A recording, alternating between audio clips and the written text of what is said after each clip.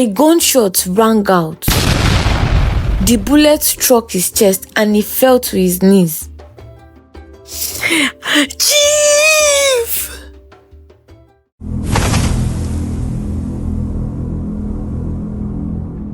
The Zulu land of Ulundi was known for its rolling hills, strong warriors, and the spirit of unity that bound its people together.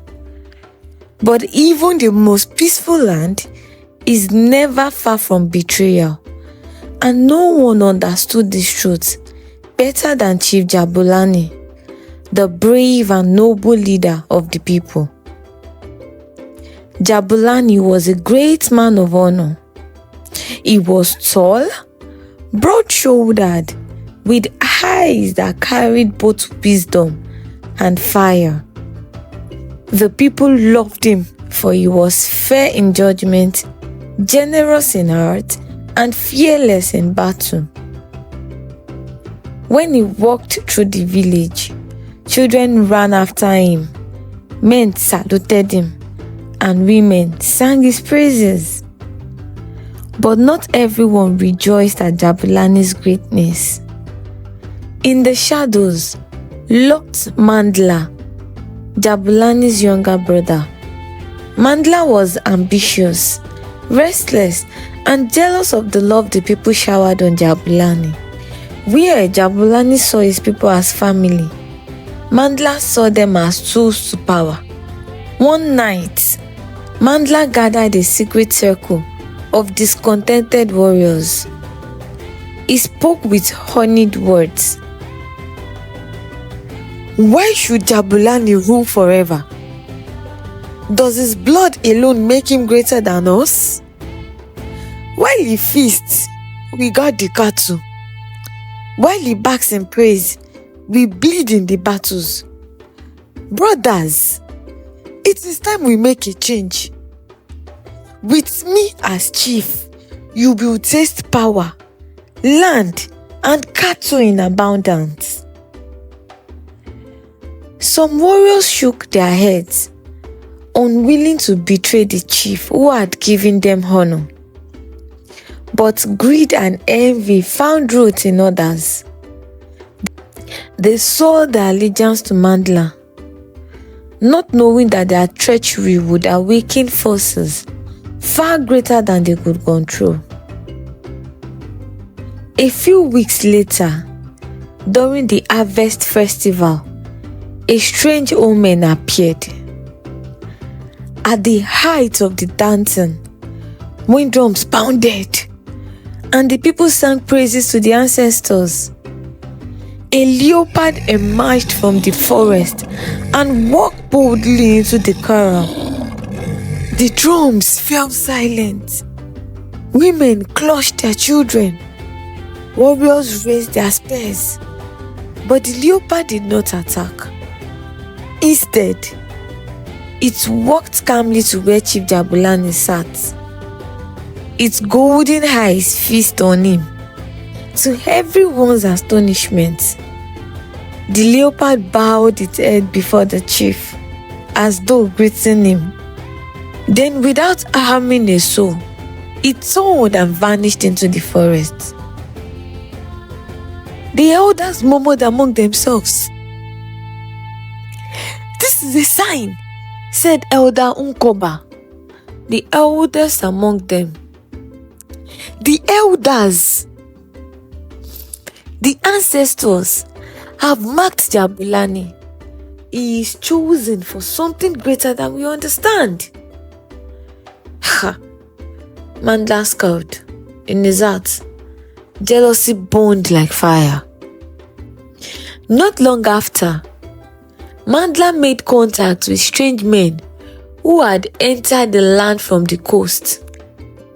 Foreign traders who came with guns, beads, and promises of wealth. They whispered in Mandla's ear, "Help us gain control of your people, and we will make you rich beyond measure. Your brother is strong, but with our weapons, you will be stronger. Rule as king, and we shall be your friend."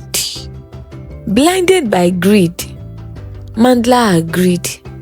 He led the strangers into the forest, showing them secret paths into Ilundi. Together, they planned an ambush that would strike during the next moon festival, when Jabulani and the people would be gathered in celebration. But whispers travels fast in the land of Zulu. A young boy overheard Mandla speaking with the strangers. Afraid, the boy ran to tell the elders.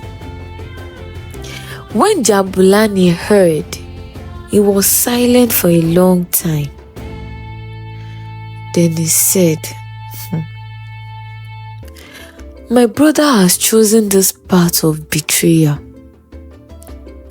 If it is war he wants, then war shall come.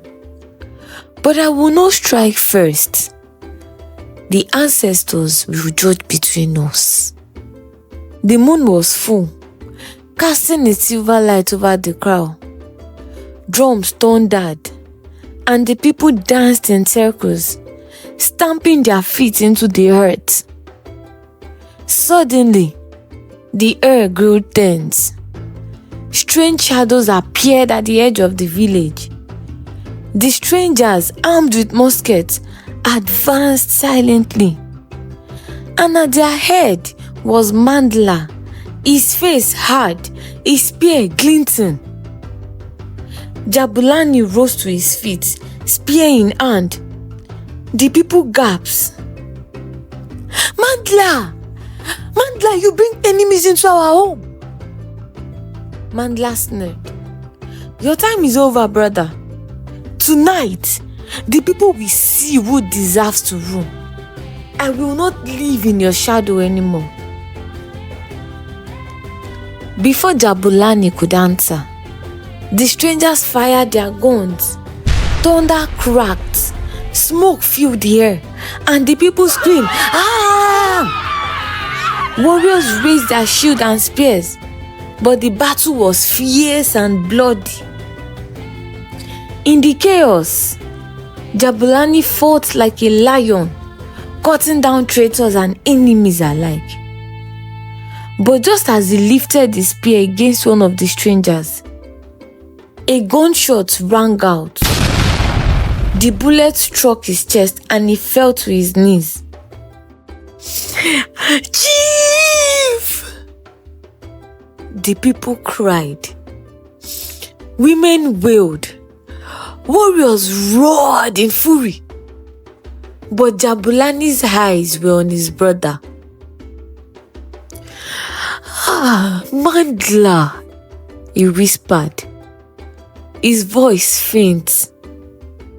"Blood betrays blood, but the ancestors see all. You will not escape their judgment." Then he collapsed. The people thought their chief was dead, but that was not the end. As Jabulani's blood touched the ground, the earth trembled. From the edge of the forest came a terrible roar, the roar of the leopard. Out of the shadows, the golden beast emerged, its eyes glowing like fire. The warriors fell back in awe. The strangers stared in error, and Mandla, trembling, dropped his spear. The leopard stood over Jabulani's body, slowly before everyone's eyes. The chief's form began to change. His skin rippled, his bones shifted, and in moments, Jabulani himself had transformed into the leopard. The people gasped. "It is him! The ancestors have chosen him. He lives in the spirit of the leopard." The beast roared again and leapt into the battle. No weapon could stop him. He tore through the traitors, scattering the strangers like frightened cattle. Warriors wailed, and the tide of the fight turned. Mandla tried to flee, but the leopard hunted him down. In the center of the kraal, it pinned him to the ground, claws digging into his chest. "Brother!" Mandla cried, trembling. "Brother, forgive me! I was blinded by envy. Spare me and I will serve you." But the leopard's eyes blazed. Elder Nkoba stepped forward, raising his staff. "The ancestors demand justice. Betrayal must be cleansed." The people began to chant, "Izita Azubulawa! Izita Azubulawa! Betrayal must end. Izita Azubulawa!" With one final roar, the leopard struck. Mandla's cry was cut short. His life blood soaked the earth, and his betrayal was ended. When the battle ended, the leopard stood in the center of the kraal. The people knelt in reverence, silent as the night itself. Then slowly, the leopard shimmered and dissolved into the thin air. Where it had stood, only Jabulani's spear remained, planted firmly in the earth. From that day, the people called him Jabulani, the leopard chief. They painted leopard spots on their shield, sang song of his courage, and told their children the story of how betrayal was punished and justice prevailed. As for Mandla, his name was erased from honor. Parents warned their children, "Do not be like Mandla, who sold his people for greed." His memory lived only as a curse, a warning to those who let envy poison their hearts.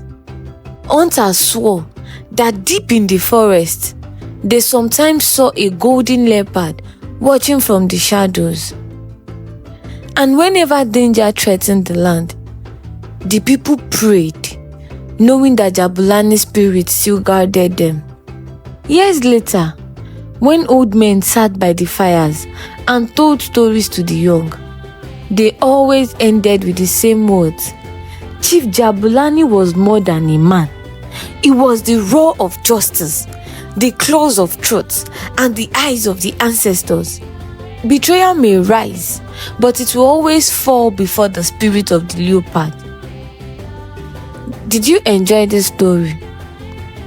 What do you think of Jabulani's transformation? Was Mandla's punishment too harsh, or was it justice? Share your thoughts in the comments below. Don't forget to like, share, and follow our channel for more powerful African stories based on true traditions and cultures.